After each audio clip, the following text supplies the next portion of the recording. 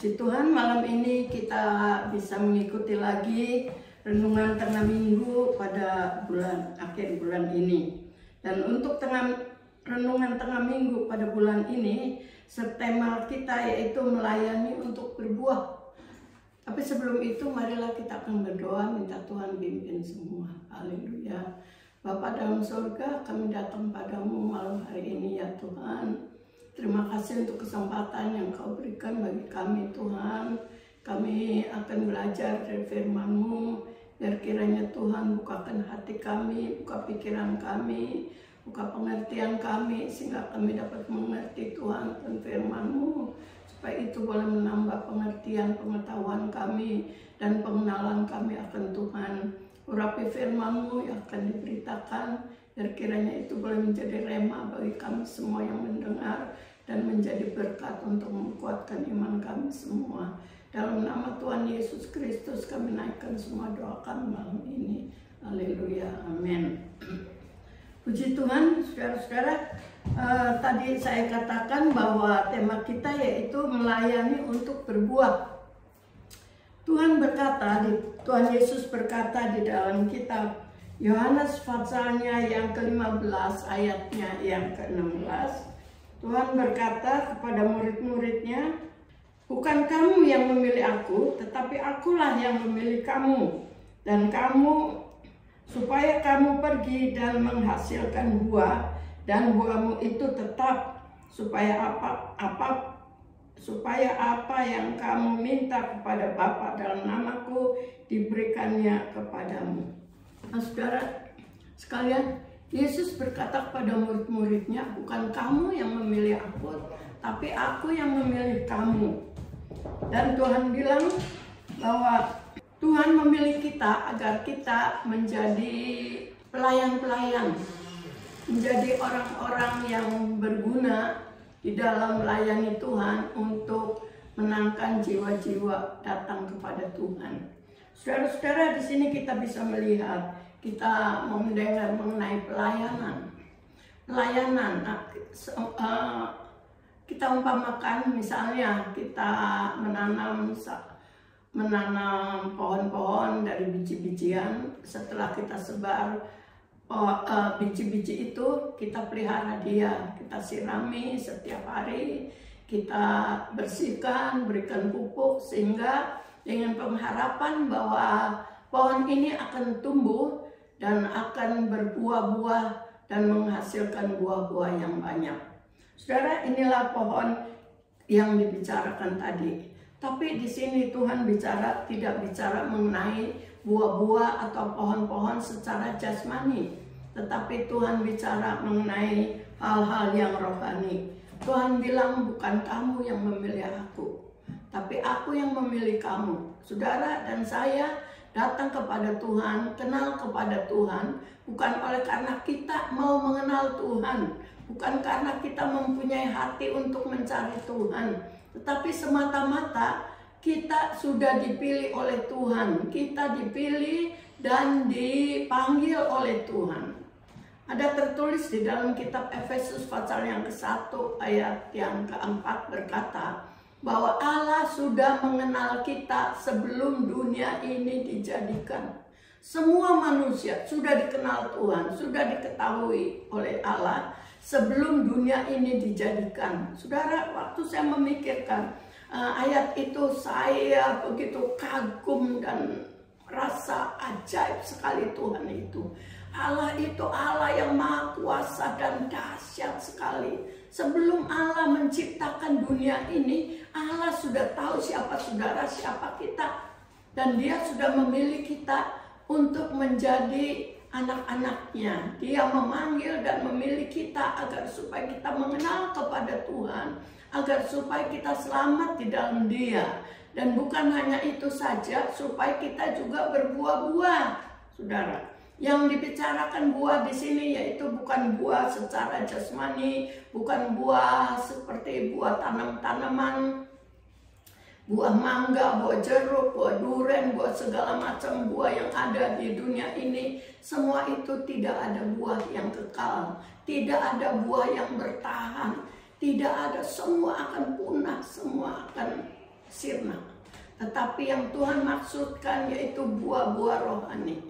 Seperti kita melihat, kita sering membaca dalam firman Tuhan yang berkata di dalam kitab Galati pasal 5 ayat 22 dan 23 yang berkata, "Adapun buah roh ialah kasih, sukacita, perdamaian, kebaikan, kesabaran, kemurahan, kesetiaan, panjang hati atau lemah lembut dan tahan nafsu. Saudara, semua ini dibicarakan oleh Tuhan.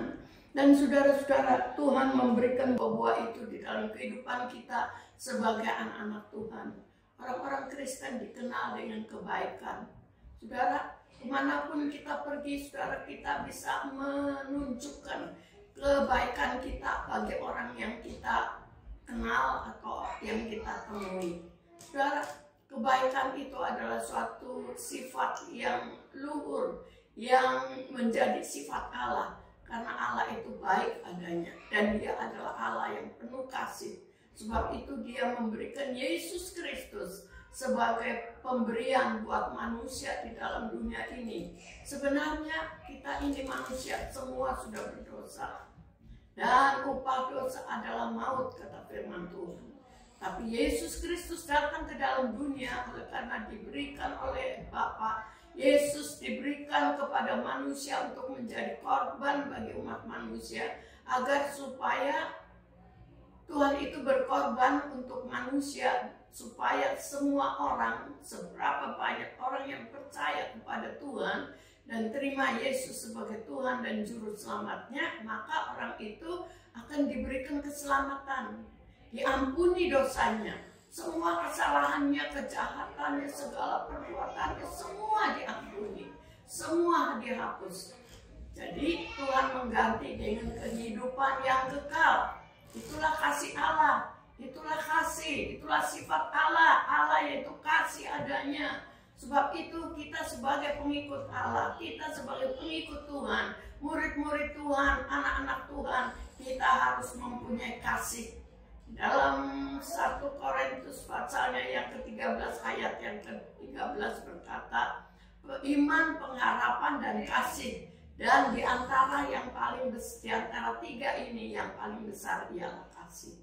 Sebab itu saudara-saudara sekalian, kita sebagai anak-anak Tuhan, kita perlu kasih daripada Tuhan. Kita harus punya kasih yang sungguh-sungguh melimpah kepada orang lain, kepada jiwa-jiwa lain yang belum mengenal kepada Tuhan. Sebab itu Tuhan memilih saudara dan saya. Tuhan bilang, bukan kamu yang memilih aku, tetapi aku yang memilih kamu, supaya kamu pergi dan berbuah, karena buahmu itu tetap adanya.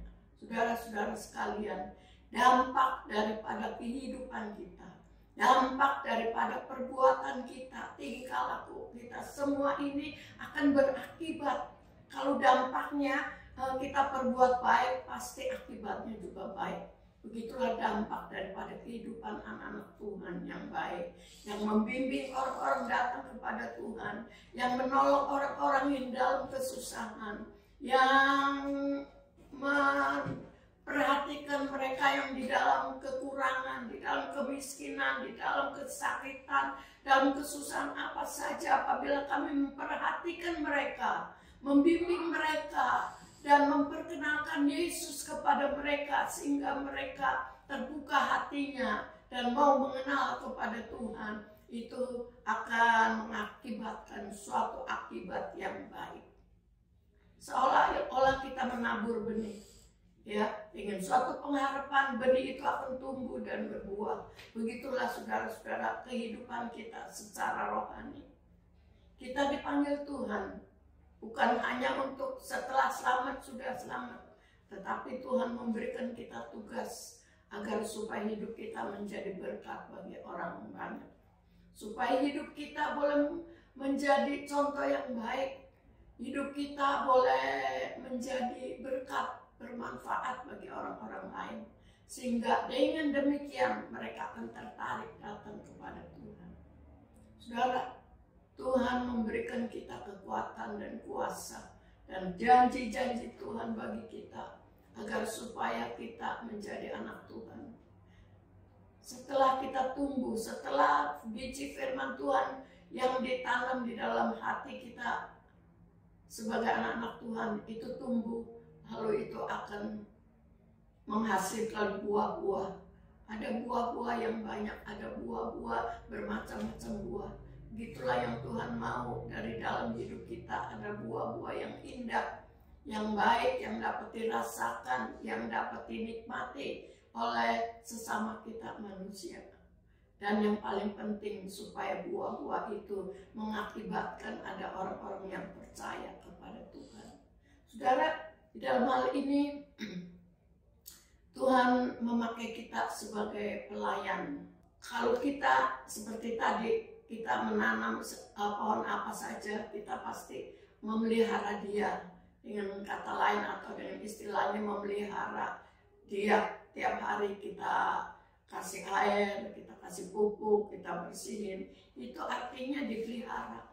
Begitulah saudara, kalau kita sudah merasa bahwa kita mau menangkan jiwa atau kita Tuhan memberikan kita kerinduan untuk menangkan seseorang atau menangkan jiwa buat Tuhan, kita mempunyai di dalam hati kita suatu beban, suatu perasaan untuk menangkan orang itu.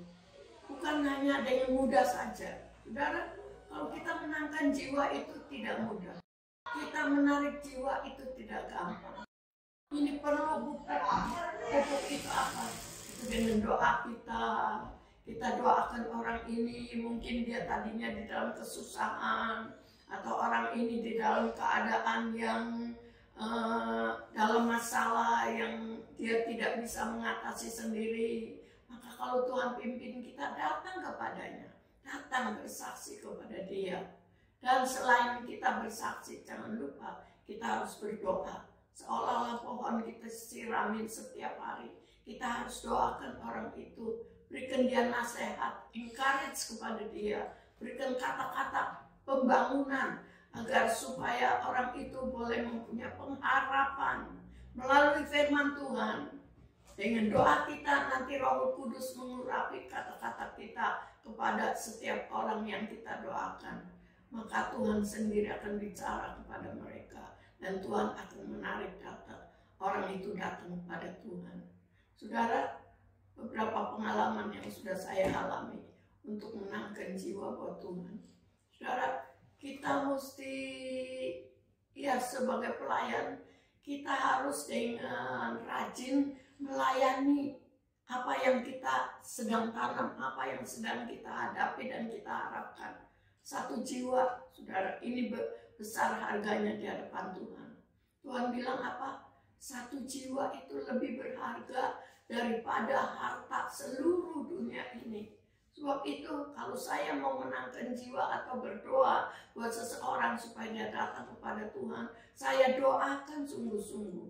Bukan hanya itu, saya sabarin dia, saya ajak dia datang ke gereja misalnya, persekutuan, permulaan ya mungkin belum begitu sering-sering, tetapi sesekali kita datang ke persekutuan, kita ajak dia pergi jalan makan, atau kita mesti mempunyai suatu usaha untuk menarik supaya orang itu mau berkawan dengan kita ya. Berkawan, setelah orang itu berkawan baik, kita mulai bawa dia, bimbing dia datang kepada Tuhan, beritakan firman Allah. Waktu dia dalam kesusahan, coba kita ajak dia berdoa, bersaksi buat dia, bimbing dia supaya dia mempunyai iman yang timbul dari dalam hatinya, iman kepada Tuhan. Saudara, saya berdoa buat satu jiwa. Kira-kira semenjak saya baru datang ke Australia, kira-kira belum setahun, saya ketemu orang ini sebab saya suka masukin makanan di Asian Grocery. Lalu kita ketemu orang ini, ternyata dia banyak keluarganya, ada cicitnya, ada iparnya, ada banyak saudara-saudaranya. Dan mulai dari situ kenal-kenalan. Lalu saya ajak dia datang ke gereja. Sebelumnya saya bicara dulu mengenai firman Tuhan, saya bersaksi itu ini dan sebagainya. Tapi dia bilang, saya percaya Tuhan, saya percaya. Tapi saya untuk masuk jadi orang Kristen, beragama Kristen, saya belum bisa atau saya nggak bisa karena orang tua saya itu beragama yang lain. Udah. Lalu ya oke, saya ya tidak memaksa dia. Tetapi tiap hari saya doakan, Saya selalu, kadang-kadang saya lupa berapa hari atau berapa minggu, kemudian saya ingat saya doakan dia. Tapi terus kira-kira ada 16 tahun gitu saya doakan dia. Orang ini kadang-kadang kalau kenal udah baik sama saya, dia kalau ketemu saya kadang-kadang kalau ada sesuatu occasion apa di rumahnya, dia bilang, "Cirana, tolong doain rumah saya, mau nggak?" Walaupun dia agama lain, saya bilang, "Oke, saya datang, saya berdoa, saya doain rumahnya." Nanti ada anaknya ulang tahun, "Doain anak saya ulang tahun." "Oke, saya doain." Ya, lantas ya begitu sering kali. Walaupun dia nggak mau datang ke gereja, tetapi dia minta didoakan, saya doain. Ada yang menikah, saya datang juga. Ya, saudara, hubungan kita baik sampai sekian belas tahun. Dan kadang-kadang saya ya singgung juga, "Ayo dong kita ke gereja." Nggak mau lah. Karena papa mama saya udah nggak menyalahin. Saudara tahu kira-kira berapa tahun yang lalu, ada mungkin 6 tahun lalu begitu, saya mau besuk ke rumah satu jemaat. Ada salah satu jemaat kita, anaknya tinggal di daerah dekat Paramata sana. Lalu saya ajak Ida datang untuk mengunjungi. Waktu saya cari rumahnya, ketemu. Begitu saya masuk, memang saya ketemu orang yang saya cari, itu pemudi itu yang anak dari jemaat itu.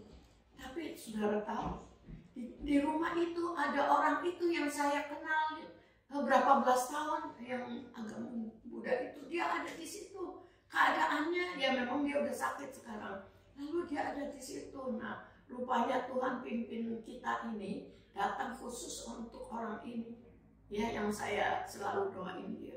Lantas saya bicara mengenai firman Tuhan, saya berdoa. Lantas saya ajak dia, "Mau nggak kamu percaya sama Tuhan?" "Iya, Ci, iya, saya mau percaya." "Mau ikut Tuhan?" "Iya, Ci." "Mau terima Yesus sebagai Tuhan dan Juru Selamat?" "Iya." "Ikut saya berdoa." Lalu saya bimbing dia dalam doa, terima Tuhan Yesus, minta ampun segala dosanya dan sebagainya. Dan pada akhirnya dia terima Tuhan Yesus pada saat itu juga. Dan hari itu adalah hari Sabtu. Lalu saya bilang, "Besok hari Minggu kita ada kebaktian, mau nggak ikut ke gereja, saya jemput?" "Iya, mau, Ci." Besokannya saya datang ke rumahnya pagi-pagi sebelum kebaktian, saya jemput dia, saya bawa dia ke gereja.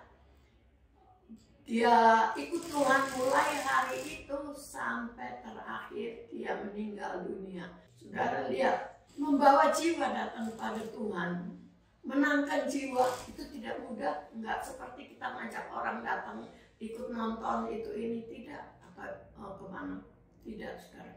Kita dituntut kesabaran kita, dituntut doa kita, dituntut kebaikan kita dan sebagainya. Nah, saudara-saudara sekalian, jadi kalau Tuhan panggil kita, panggil saudara dan saya, Tuhan mau agar supaya saudara juga mempunyai suatu usaha untuk menangkan jiwa buat Tuhan dengan doa kita, dengan kesabaran, dengan talenta kita, dengan apa yang kita punya. Ya, seringkali kita harus berkorban perasaan, korban kesabaran, ada kalanya korban keuangan juga. Ya, Tuhan mau agar dengan usaha kita bisa membawa jiwa datang kepada Tuhan.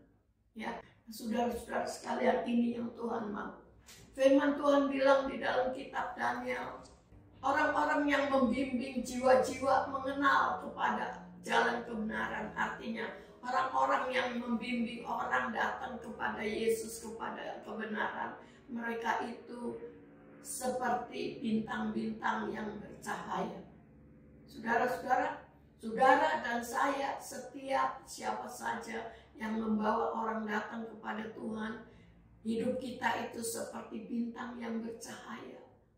Membawa orang-orang datang kepada Yesus, ini adalah suatu pekerjaan Itulah sebabnya saudara, Tuhan itu, Yesus berkata, bukan kamu yang memilih aku, tetapi aku yang memilih kamu.